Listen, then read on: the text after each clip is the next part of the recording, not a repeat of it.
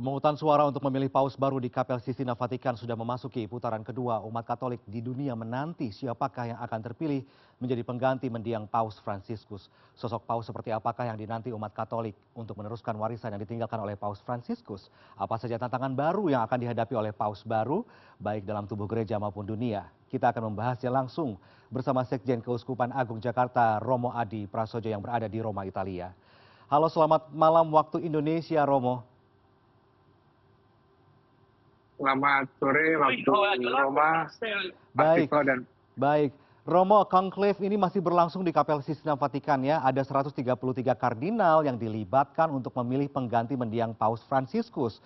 Umat Katolik masih menanti asap putih pertanda paus baru telah terpilih. Biasanya apa saja faktor yang menjadikan proses pemungutan suara paus baru ini berlangsung lebih cepat atau lebih lama? Biasanya ada faktor apa saja nih, Romo?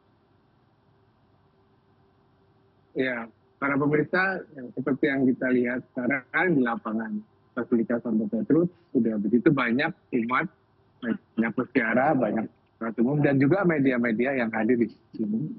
Ada banyak media center yang kita pilih untuk melihat terobosan. Kita masih akan menunggu sesi sore nanti yang akan dimulai jam 5 sore waktu setempat.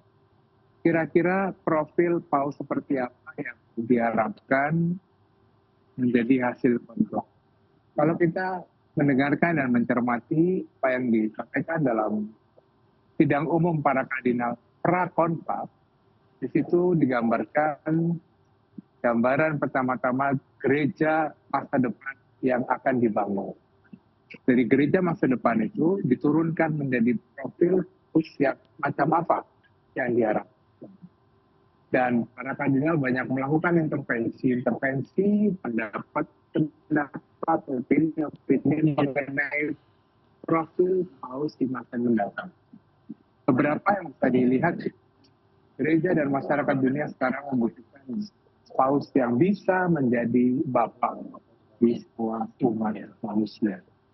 Bapak bagi orang-orang miskin, bagi mereka yang tertindas, bagi mereka yang menjadi di tengah situasi konflik dunia saat ini, peperangan di mana-mana, juga termasuk di India dan Pakistan, seakan-akan itu semakin menandakan paus yang seperti apa yang diharapkan gereja. Yang kedua, tentu melanjutkan apa yang menjadi warisan dari paus-paus sebelumnya, khususnya mendiang Paus Fransiskus. Bahwa gereja harus semakin terbuka pada kemajuan zaman, kemajuan teknologi, dengan AI, dengan kecanggihan-kecanggihan lain yang mencoba untuk mendefinisikan ulang arti kemanusiaan. Ya. Maka paus yang baru ini juga menjadi paus yang sangat human. Ya, iya Romo, ini sepakat ya kalau paus yang baru ini harus bisa menjadi bapak bagi semua umat begitu ya, termasuk di dalamnya memperbaiki banyak hal begitu, apalagi terlibat dalam menjaga perdamaian di dunia. Romo, saya ingin tanya melihat komposisi kardinal elektor yang terlibat dalam proses pemungutan suara, perwakilan kardinal dari Eropa ini jumlahnya dominan ya dibandingkan benua lain. Apakah Anda melihat ada kemungkinan paus yang baru ini akan berasal dari Eropa atau tidak menutup kemungkinan kardinal dari wilayah lain terpilih ya, termasuk Indonesia yang mengirimkan Kardinal Ignatius Suharyo begitu? Ya kalau kita melihat sejarah panjang konklaf, menunjukkan kardinal, kita perlu berterima kasih karena ini jasa mendiang almarhum Paus Fransiskus yang memperbanyak dengan sengaja memperbanyak para kardinal dari dunia selatan, global south. Dan kita lihat dari posisi yang ada sekarang Eropa dan non Eropa itu kurang lebih seimbang dan lebih majemuk, lebih plural. Keterwakilan para kardinal dalam masa bangsa di dalam. Jadi kita bisa berharap maksudnya dari Eropa maupun non Eropa, bisa dari mana saja, tapi kita berharap paus yang dimunculkan adalah paus yang sungguh menjadi Rasul Petrus pada zaman sekarang. Ya, Romo tadi sudah sempat diulas sedikit ya, menjadi pemimpin tahta suci Vatikan ini bukan tugas yang mudah begitu. Selain memimpin dan mengatur gereja Katolik, seorang paus punya peran untuk ikut andil dalam menjaga perdamaian dunia. Banyak isu-isu terkini yang berpotensi menjadi ancaman, misalkan perang yang belum berakhir, pelanggaran hak asasi manusia di mana-mana. Sosok seperti apa sih yang dinantikan oleh Romo pribadi untuk paus berikutnya? Bagi kami pribadi dari pembacaan dan dari perbincangan dengan banyak pihak, yang paling kentara itu diharapkan Paus menjadi papa, menjadi bapak bagi semua orang, bagi semua umat manusia. Terlepas apapun agamanya, apapun perbedaannya, apapun negaranya, apapun situasi hidup konkret yang dialami, dunia saat ini butuh figur bapak yang bisa merangkul semua. Ketika negara-negara saling berkompetisi, ketika negara-negara saling dalam situasi global justru semakin terkotak-kotak dalam koalisi, kepentingan ekonomi, sosial, dan politik, dibutuhkanlah pemersatu yang bisa membawa perdamaian yang menjadi juru jembatan menuju kemanusiaan yang jauh lebih baik bagi umat manusia. Iya, diharapkan nanti paus yang terpilih ini memiliki pemikiran terbuka ya dalam upaya diplomasi antar Vatikan dengan negara lain. Romo, kita ingin bertanya, spekulasi sosok pengganti mendiang Paus Fransiskus ini mulai bermunculan. Berbagai media ada yang mengungkap nih Romo ya, ada yang mengungkap 5 kandidat kuat terpilih menjadi paus begitu ya. Bahkan nama Kardinal Luis Antonio Tegel dari Filipina ini juga muncul pemberitanya dan menjadi perbincangan dan disebut-sebut sebagai calon kuat menjadi paus berikutnya. Komentar Anda bagaimana nih, Romo?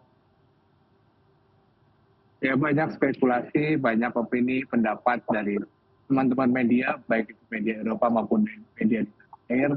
Siapapun boleh berspekulasi dan berharap, tetapi sekali lagi kita serahkan pada tuntunan Roh Kudus bagi para kardinal untuk memilih.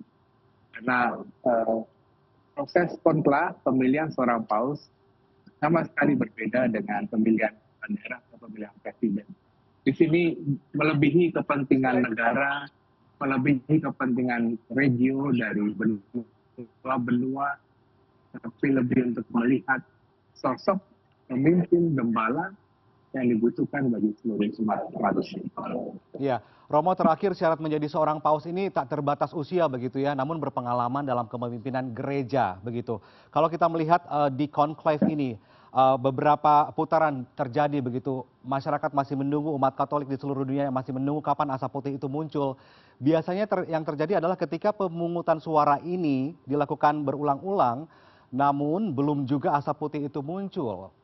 Biasanya akan ada faktor apa yang paling mempengaruhi? Apakah kita tahu bahwa ada angka mayoritas suara mendapatkan berapa suara, maka itu terpilih menjadi paus begitu. Tapi kita ingin tanya dari kardinal atau kardinal kolek elektor yang ikut terlibat dalam konklave ini, biasanya mereka bisa berubah memilih antara satu calon atau satu kandidat dengan kandidat lain. Hari ini dia akan memilih kandidat yang A, kemudian karena suaranya belum juga mayoritas didapat, besoknya akan beralih ke kandidat B begitu. Apakah bisa terjadi hal seperti itu?